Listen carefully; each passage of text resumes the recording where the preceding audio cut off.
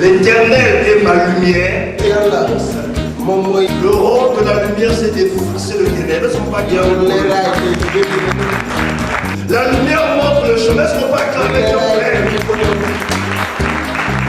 La Bible dit, nous prospérerons dans le destinée est lié à la prospérité. Tout lion sera la force de notre pied. À cause de notre nom, nous allons prospérer. Alléluia.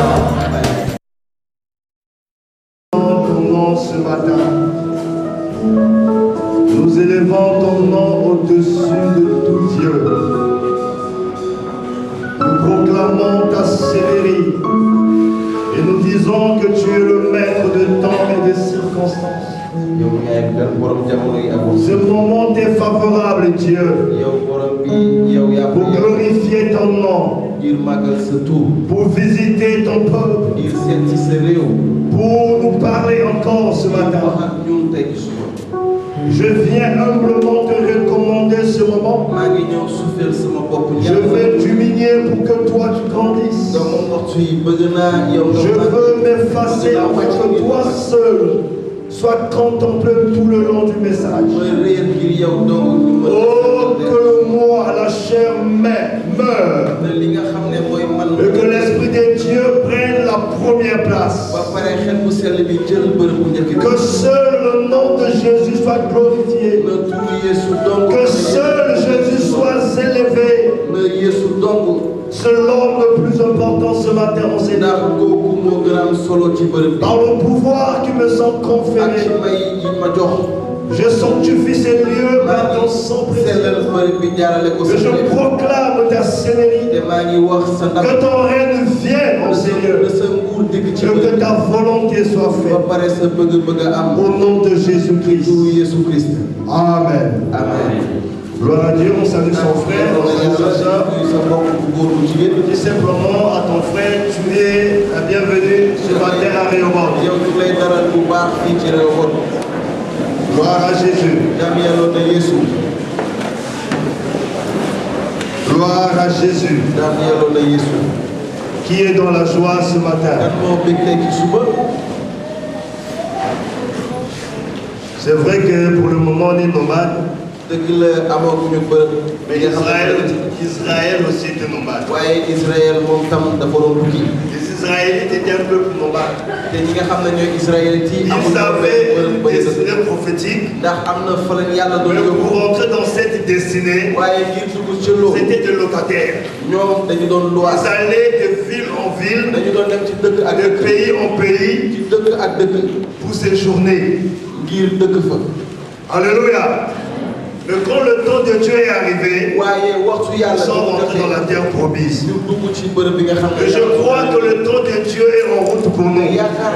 Rehoboth va rentrer dans sa terre promise.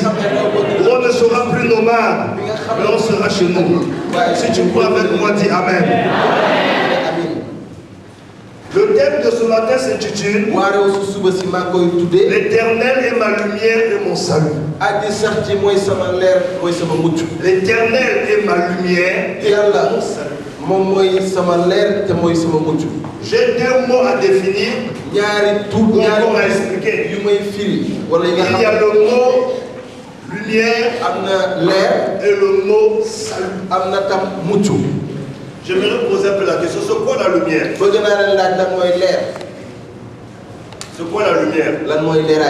Qui peut m'aider? Si tu ne connais pas ce que c'est la lumière, c'est grave. C'est quoi la lumière?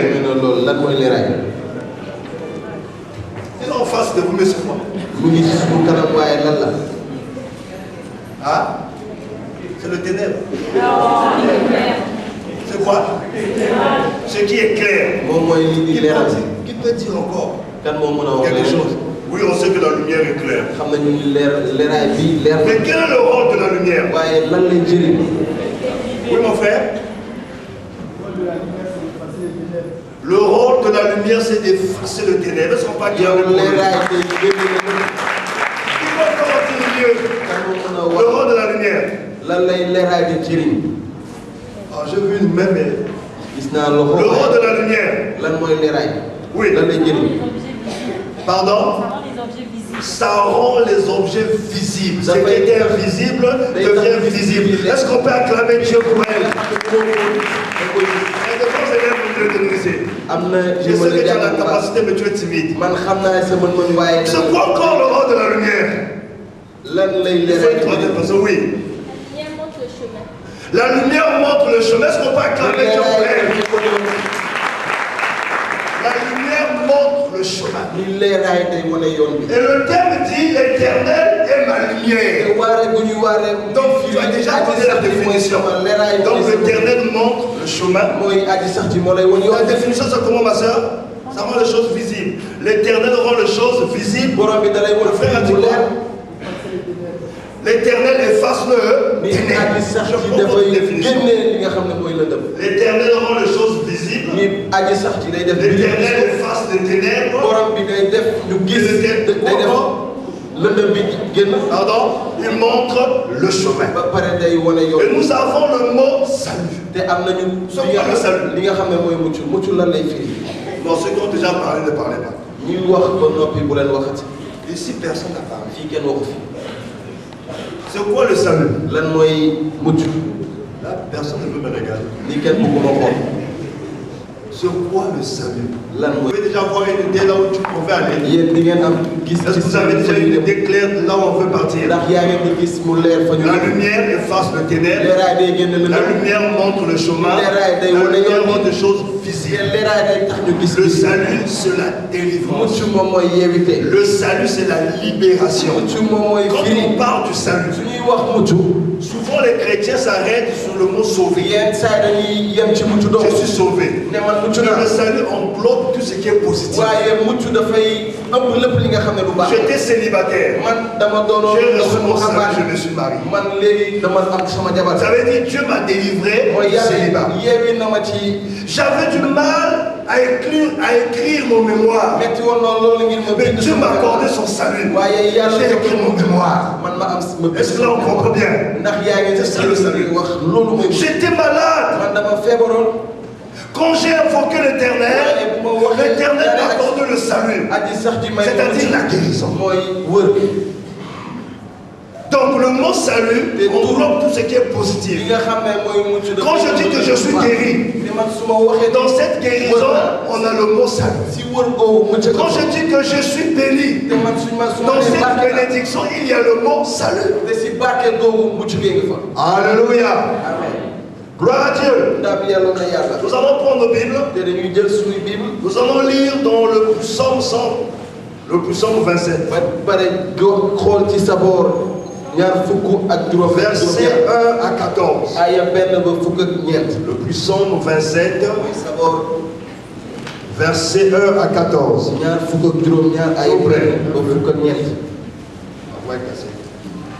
Gloire à Dieu. Gloire à Dieu. Je lis au nom du Seigneur. On prend nos Bibles. Ceux qui n'ont pas de Bible, c'est vraiment grave.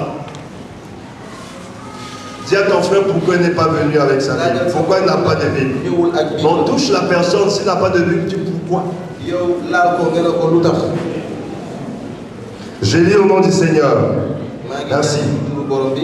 L'Éternel est ma lumière et mon salut. De qui aurais-je crainte? L'Éternel est le soutien de ma vie. De qui aurais-je peur? Quand des méchants s'avancent contre moi pour dévorer ma chair, ce sont mes persécuteurs et mes ennemis qui chancellent et tombent. Si une armée se compait contre moi, mon cœur n'aurait aucune crainte. Si une guerre se levait contre moi, je serai malgré cela plein de confiance. Je demande à l'Éternel une chose que je désire ardemment. Je voudrais habiter toute ma vie dans la maison de l'Éternel pour contempler sa magnificence, pour contempler la magnificence de l'Éternel et pour admirer son temple. Car il me protégera dans son tabernacle au jour du malheur. Il me cachera sous l'abri de sa tente. Il me levera sur un rocher. Et déjà ma tête se lève sur mes ennemis qui m'entourent. J'offrirai de sacrifices dans sa tente. Au son de la trompette, je chanterai, je célébrerai l'Éternel. Éternel, écoute ma voix. Je t'invoque, aie pitié de moi et exauce-moi. Mon cœur dit de ta part, cherche ma face. Je cherche ta face. Oh Éternel, ne me cache point ta face. Ne repousse pas avec colère ton serviteur. Tu es mon secours. Ne me laisse pas. Ne m'abandonne pas. Dieu de mon salut. Car mon père et ma mère m'ont abandonné. Mais l'Éternel me recueillera. Éternel, enseigne-moi ta voie. Conduis-moi dans les chantiers de ta droiture. À cause de mes ennemis. Ne me livre pas au bon plaisir de mes adversaires. Car ils se lèvent contre moi de faux témoins. Et des gens qui ne respirent que la violence. Ça c'est ce qu'on a connu. Oh! Si je n'étais pas sûr de voir la bonté de l'Éternel sur la terre des vivants, espère en l'Éternel. Fortifie-toi et que ton cœur s'affermisse. Espère en l'Éternel. Que le Seigneur bénisse sa parole. Que le Seigneur bénisse sa parole. La personne qui parle dans ce psaume, c'est le roi David. Nous connaissons tous l'histoire de David. David était un jeune homme. Son père ne considérait pas. Parce qu'en réalité, quand on confie des responsabilités, surtout difficiles, dans une famille, on donne ça au grand frère. Mais David, qui était le dernier de sa famille, c'est lui que son père avait confié d'être un berger. Parce que son père avait une autre vision de David. Mais Dieu avait une vision pour David. Alléluia. Amen. Dès le bas âge, Dieu avait un plan merveilleux pour lui. C'est-à-dire David avait une destinée prophétique. Alléluia. Amen. Tu sais, vous savez, quand on a une destinée prophétique, on peut subir l'injustice. Parfois tu te poses des questions, pourquoi seulement moi? C'est pas parce que tu t'es mal comporté, mais à cause de ta destinée. Les gens ne vont pas te comprendre. À cause de ta destinée, les gens vont se léguer contre toi. Est-ce que je parle à quelqu'un ce matin? Alléluia. Amen. Quand je parle de la destinée de David était liée à Christ. Quand on lit Matthieu 1, verset 1, on dit la généalogie de Jésus-Christ, fils de David. Donc quand on trace l'histoire, on parle de l'histoire de Jésus et on précise qu'il est le fils de David. La vie de David était liée à l'histoire de Christ. Et à cause de sa vie qui était liée à Christ, David a commencé à rencontrer la persécution. Remote, j'aimerais te dire ce matin, si ton histoire est liée à Christ, tu vas connaître la persécution comme David. Alléluia. Amen. Rehoboth, j'aimerais te dire ce matin, si Dieu veut écrire l'histoire dans ce pays à travers toi, tu vas connaître la même persécution que David. Alléluia. Amen. David va connaître sa première persécution. La personne qui l'a persécuté, c'était son père. Je ne parle pas de son père biologique. Je parle du roi Saoul. La Bible dit, Saoul était rejeté par Dieu. Et Dieu avait choisi David pour succéder à Saoul. Et Saoul était persécuté par un esprit impur. C'est le roi David qui venait chanter pour Saoul. Quand David chantait, les esprits impurs laissaient Saoul en paix. Donc David a commencé à jouer un rôle spécifique dans la vie de Saoul. Alléluia. Amen. Parfois les gens qui vont vous combattre, c'est des gens que tu as fait du bien. Alléluia. C'est des gens, tu t'es sacrifié pour eux. Tu as payé le prix pour eux. Tu les as aimés de tout ton cœur. Ce sont eux qui se poseront à toi un jour. Et ça fait partie de la vie. Donc j'aimerais simplement te préparer. Quand tu vas rencontrer ces choses, ne sois pas déçu. Ne change pas d'attitude vers ces personnes. Alléluia. Amen. Gloire à Dieu. Gloire à Jésus. Dans 1 Samuel 6,